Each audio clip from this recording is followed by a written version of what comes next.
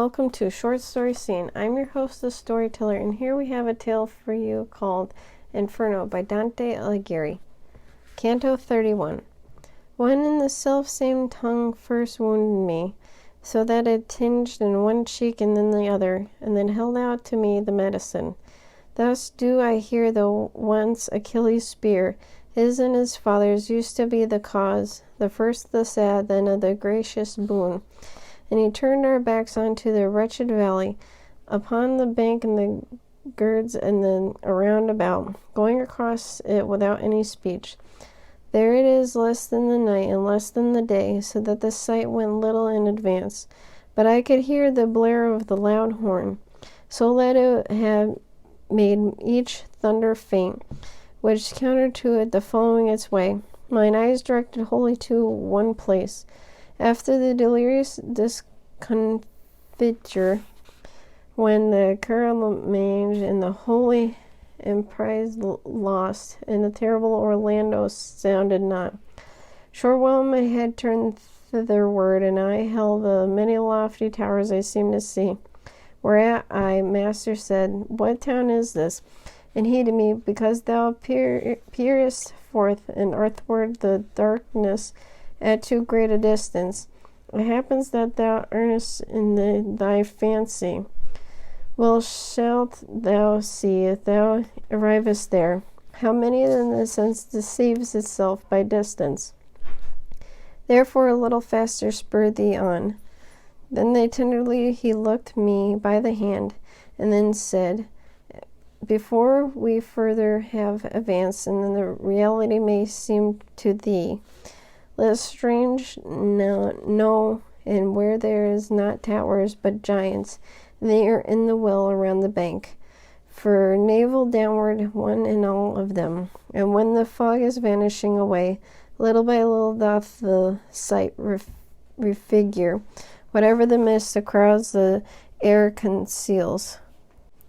So piercing through the dense and darksome air, and more nearing approaching towards the verge, my error fled, and fear came over me, because as in its circular parapets, Montegarni crowns itself and towers, and even as thus the margin which surrounds the well, with one half of their bodies turreted, and the horrible giants whom Jove menaces, even now from out the heavens when he thunders, and I of one already saw the face, shoulders abreast, and a great part of the belly, and down along the sides both of their arms.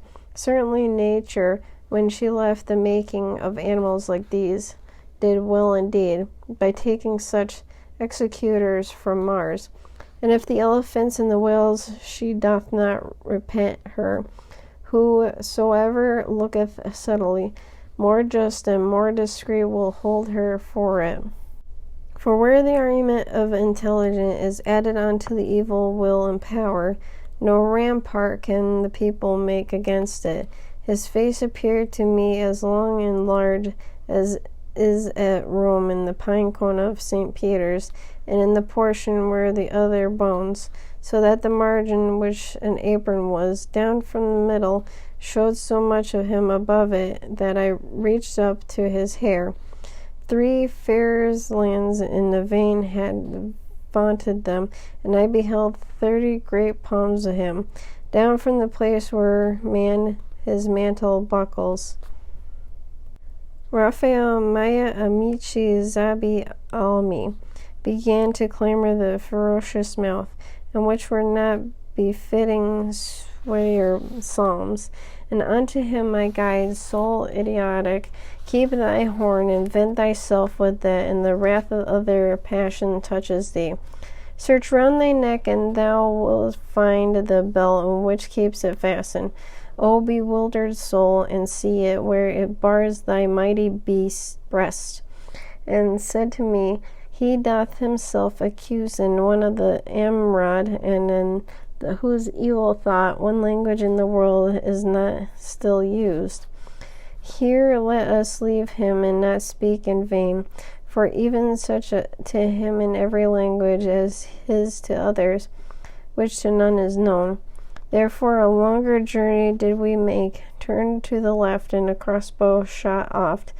We found another far from fierce and large, and binding him who might be the master be, I cannot say, but he had pointed close, and behind the right arm, and in front of the other, with chains that held him so begirt about from the neck down, and on the part uncovered, it wound itself as far as the fifth gyre.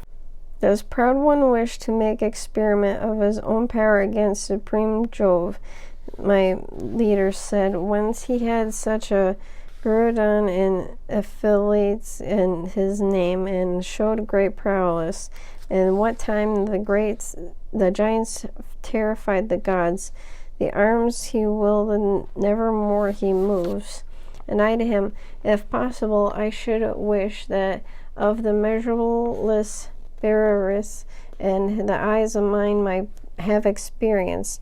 Whence he replied, thou shalt behold Antius close by here, who can speak and is unbound, who at the bottom of all crime shall place us.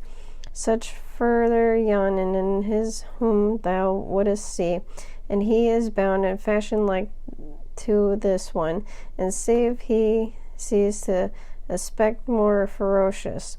And it never was an earthquake as such might, that I could shake a tower so violently, as Aphelius suddenly shook himself.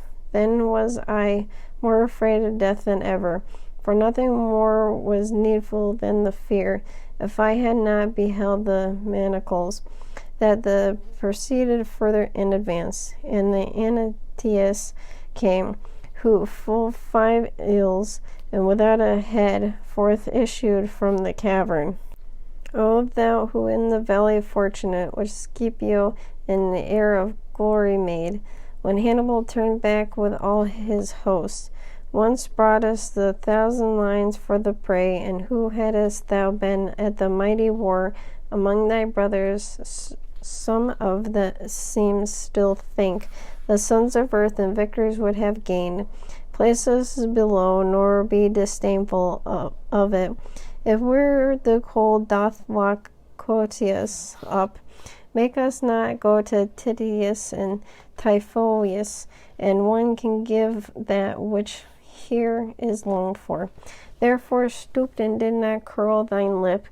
Still in the world can be restored thine fame, because he lives and still expects long life, if to itself grace call him not untimely.